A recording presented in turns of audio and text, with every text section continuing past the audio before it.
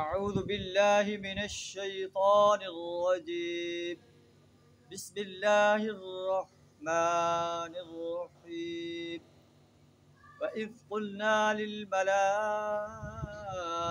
اسْجُدُوا لِآدَمَ فَسَجَدُوا إِلَّا إِبْلِيسَ أَبَى وَاسْتَكْبَرَ وَكَانَ مِنَ الْكَافِرِينَ صدق اللہ العظیم۔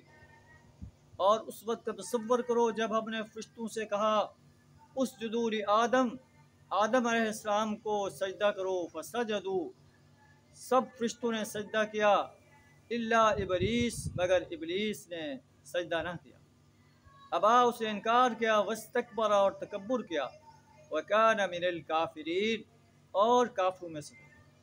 اللہ سے دعا ہمیں اپنے حضور سجدہ ریز ہونے کی توفیق عطا فرمائے، انکار کرنے سے، تکبر کرنے سے اپنی پناہ عطا فرمائے۔ وآخر دعوانا الحمد للہ رب العالمین۔